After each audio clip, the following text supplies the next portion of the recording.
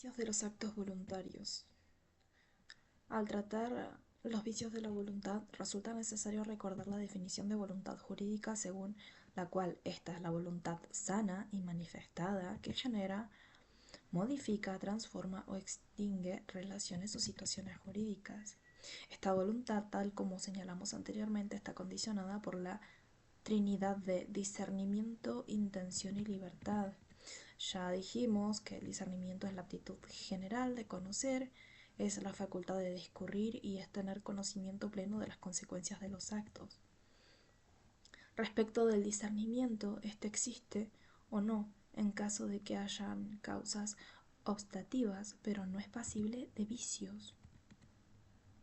En cambio, en relación con los otros dos elementos, la intención y la libertad, en estos sí pueden concurrir vicios. Así, respecto a la intención, pueden afectarla los vicios de error, la ignorancia o del dolo. En estos casos no habrá intención. Respecto de la libertad, pueden concurrir la fuerza irresistible o la intimidación. El error, noción. El primero de los vicios que afecta a la intención es el error. Esto consiste en un conocimiento inexacto de la realidad. Es el falso conocimiento o noción acerca de alguno de los elementos de las circunstancias vinculadas al acto que se ejecuta o a su régimen legal. Cabe distinguir entre error de derecho y error de hecho, según si el falso conocimiento se da respecto de una norma jurídica aplicable a una determinada situación o relación jurídica o si se da un alcance distinto o según las circunstancias o los elementos fácticos que hacen al negocio o a la relación jurídica de la que se trate. También se distingue entre error espontáneo o provocado, según si la persona haya cometido la falsa noción por ella misma o haya sido inducida a la falsa creencia. Asimismo, se diferencia entre el error esencial o accidental. El primero es el que recae sobre la naturaleza del acto, su objeto, la causa principal, las cualidades sustanciales de la cosa o la persona del otro contratante. El segundo es el que recae sobre lo accesorio de la cosa. Finalmente, el error puede ser excusable o inexcusable según haya habido culpa o no de la gente en el yerro. Error de derecho, definición, principio general. El error de derecho consiste en desconocer la existencia o el contenido de una norma jurídica, en interpretar su significado de manera distinta a la real, en hacer una aplicación inexacta de esa norma en una situación jurídica, una calificación jurídica incorrecta o en suponer en vigor una norma inexistente. En una palabra, es la imputación defectuosa de las consecuencias jurídicas vinculadas a una determinada relación o negocio en razón de una falsa noción sobre el alcance, el sentido y la significación de la ley. El artículo 8 del Código Civil y Comercial de la Nación dispone el principio de inexcusabilidad. La ignorancia de las leyes no sirve de excusa para su cumplimiento, si la excepción no está autorizada por el ordenamiento jurídico. De este modo, el precepto establece el principio general de que nadie, sob pretexto de ignorancia, podrá impedir la fuerza obligatoria de la ley ni será capaz de eludir las sanciones y las responsabilidades de la ley que impone en razón de nuestros propios actos.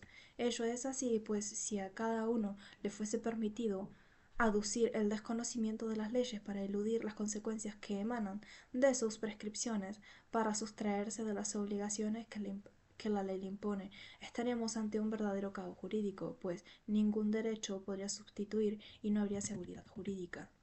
Ahora bien, este principio no es absolutamente rígido, ya que puede ceder ante excepciones que contempla la ley, así como también cuando por una interpretación judicial se puede hacer mérito a las situaciones de vulnerabilidad.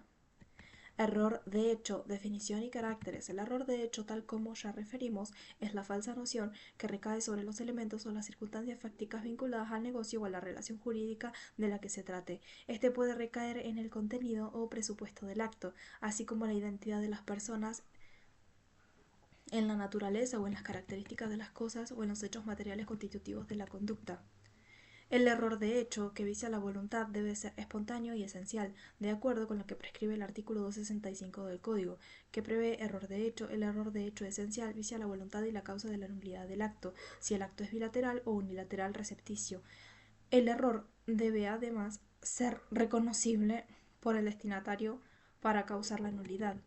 Así, para que el error de hecho pueda ser invocado por quien lo ha sufrido, debe tratarse de un error esencial, espontáneo y además reconocible. El error es esencial cuando recae sobre la naturaleza del acto, o bien o un hecho diverso o de distinta especie que el que se pretendió designar, o una cualidad existente o suma diversa a la querida. La cualidad sustancial del bien que haya sido determinante de la voluntad jurídica según la apreciación común o las circunstancias del caso, los motivos personales relevantes que hayan sido incorporados expreso o tácitamente, la persona con la cual se celebró o la cual se refiere al acto que si ella fue determinante para su celebración. En pocas palabras, sobre los aspectos primordiales del acto, el error es espontáneo si se ha cometido por una falsa noción de la persona misma y no porque la otra parte del negocio jurídico la indujo a un error, pues en ese caso sería provocado. Es reconocible cuando el destinatario de la declaración lo puede reconocer según la naturaleza del acto, las circunstancias de persona, tiempo y lugar.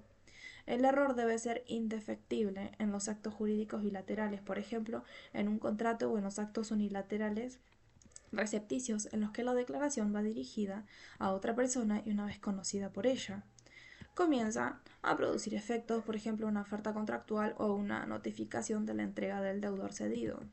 Este requisito de la reconocibilidad significa que cada persona debe comprometerse diligentemente y solo se habilita la anulación del acto a favor del emisor cuando el yerro tendría que haber sido conocido por el receptor de haber actuado con diligencia, es decir, lo que hay que determinar es si la persona afectada por la declaración del que yerra estuvo o no en condiciones de percibir que el emisor se había equivocado y en consecuencia de haberle advertido, ya que, de ser efectivamente así, y no haberlo hecho, sería anulable el acto por haber actuado de mala fe.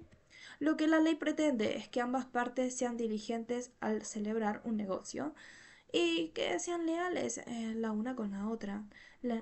Al emisor se le exige que no declare cualquier cosa sin mediar las expectativas que genera, y al receptor que, de percibir que se está incurriendo en error, se lo advierta a la otra parte para que pueda rectificar su pena de incurrir en reticencia dolosa. Artículo 271. En resumen, que sea reconocible por el destinatario de la declaración implica que, si ella no conoció el error ni lo pudo advertir, al actuar con una normal diligencia, el acto viciado por error y por ende involuntario produce la plenitud de sus efectos. Clases de error y efectos. Hemos puesto de relieve anteriormente que hay distintas clases de error. Así tenemos por un lado la gran distinción entre error de hecho y error de derecho. Tal como señalamos, el primero recae sobre los elementos o las circunstancias fácticas vinculadas al negocio o a la relación jurídica de la que se trate, pero también sobre el dato de hecho, el contenido o el presupuesto del acto, sobre la identidad de las personas, mientras que el error de derecho consiste en desconocer la existencia o el contenido de una norma jurídica, en interpretar su significado de una manera distinta a la real o en hacer una aplicación inexacta. Ahora bien, dentro del error de hecho caben dos categorías, error esencial y error accidental. El error esencial, regulado en el artículo 267 del Código, es el que afecta a los aspectos primordiales del acto. El precepto contempla distintos supuestos. El error en la naturaleza del acto es aquel que recae sobre la especie jurídica del acto que se celebra, produciéndose una divergencia o falta de concordancia entre el comportamiento de las partes y la presentación de lo declarado o actuado. Cuando alguien presta o alguien entiende que lo están regalando. Error sobre el objeto. Este error se produce cuando el sujeto cree celebrar un negocio jurídico respecto de un determinado objeto o hecho y en realidad se trata de algo distinto. Puede afectar la individualidad de la cosa. Por ejemplo, cuando alguien cree estar adquiriendo un terreno en un determinado lugar y lo está comprando en otro. Su especie, por ejemplo, en una venta de granos, el vendedor Ha entendido que se trata de cebada y el comprador de trigo, la cantidad, la extensión o la suma, en el que no debe consistir en un mero error en el cálculo. Error en la sustancia debe entenderse por sustancia o por cualidades sustanciales de una cosa, todas las partes y todas las propiedades de una cosa, sin las cuales dejaría de ser lo que ella es. Es decir, no solo debe tratarse de una cualidad, sino que esta se ha tenido en mira al contratar, es decir, no debe ser accidental. En una palabra, habrá de ver que en cada caso cuáles son las cualidades esenciales de la cosa, que son aquellas que las partes esperaron encontrar en el objeto adquirido y que fueron especialmente tenidas en cuenta, como también el supuesto de que sin esas cualidades el acto no se habría celebrado, una cuestión que debe ser apreciada conforme con las circunstancias del caso. Error en la causa. Se trata del error que recae sobre el elemento moral, es decir, el motivo interno que ha inclinado a ejecutar el acto. Al pertenecer al fuero interno de cada sujeto, los motivos solo pueden llevar a la anulación cuando surge expresa o implícitamente del acto, ya que de lo contrario se estaría perjudicando a la otra parte, que no tiene forma de conocer lo que está pensando el otro. Así, quien compra un automóvil creyendo por error que el suyo no tiene arreglo, no podría, una vez advertido de la realidad de las cosas, demandar la nulidad del acto, ya que se trata de motivos ajenos al vendedor. Error en la persona. El error sobre la persona es aquel que recae sobre alguno de los sujetos o partes del negocio, ya sea respecto de la identidad de uno de ellos o de sus cualidades. Este error es una causa de nulidad solamente cuando la consideración de la persona ha sido un motivo determinante para su celebración, como la donación hecha a alguien a quien se toma por otra persona y en las obligaciones instituto personae, pero no es una causa de nulidad cuando la persona del contratante es indiferente, como en el caso de un prestamista, vendedor o locador. Por otro lado, el artículo 270 del mismo código prevé el error en la declaración y el error en la transmisión. El primero consiste en que lo querido queda desvirtuado en su manifestación externa por distracción, apresuramiento o inadvertencia.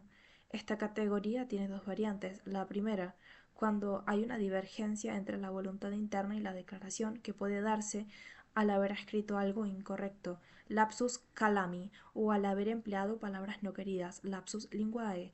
Por ejemplo, si escribo compro cuando en realidad quiero decir vendo, la compra, la segunda variante, se da cuando ni siquiera se tenía la intención de manifestar algo. Por ejemplo, si alguien ingresa en una sala de remate, levanta la mano para saludar y se interpreta que está ofertando. El error en la transmisión se origina cuando una persona distinta del emisor, encargada de la comunicación, desvirtúa la declaración de voluntad del sujeto dueño del negocio jurídico. Ambos errores, tanto de la declaración como de la transmisión, pueden referirse a cualquiera de los casos del error esencial y por ende invalidar el acto. Por último, cabe señalar que el error de hecho esencial y reconocible es el que se justifica la nulidad del acto y por lo tanto puede ser invocado por quien lo ha sufrido a fin de que se deje sin efecto el acto celebrado, pues se ha viciado la voluntad o más precisamente el elemento interno de intención. Ahora bien, si la otra afectada por el acto acepta realizarlo en la manera en la que se entendió el otro, el error en la práctica desaparece y el negocio deviene exactamente lo que la víctima del yerro pensaba celebrar desde un principio. Así desapareció el error, se suprime la causa que da origen a la anulación y consecuente derecho a reclamar por parte de quien antes se veía afectado, todo ello en conformidad con el artículo 269 del Código Único. Por otro lado, está el error accidental, que es el que recae sobre las cualidades no sustanciales de las cosas y sobre los motivos no determinantes del acto, por lo que no acarrea la nulidad. El artículo 268 del Código prevé el error de cálculo. El error de cálculo no da lugar a la nulidad del acto, sino solamente a su rectificación, excepto que sea determinante del consentimiento. El error del cálculo es un tipo de equívoco accidental que se da cuando en el acto se establecen las bases para fijar un precio, pero si se realiza mal el cálculo se adicionan mal las cuotas que integran el saldo del precio, etc. En la práctica este error no invalida el negocio jurídico, pues del acto mismo se puede llegar a la voluntad real y determinar que es un error. Esto es así siempre que no fuera determinante del consentimiento, pues en ese caso se convertirá en error esencial y habilitará la nulidad del acto.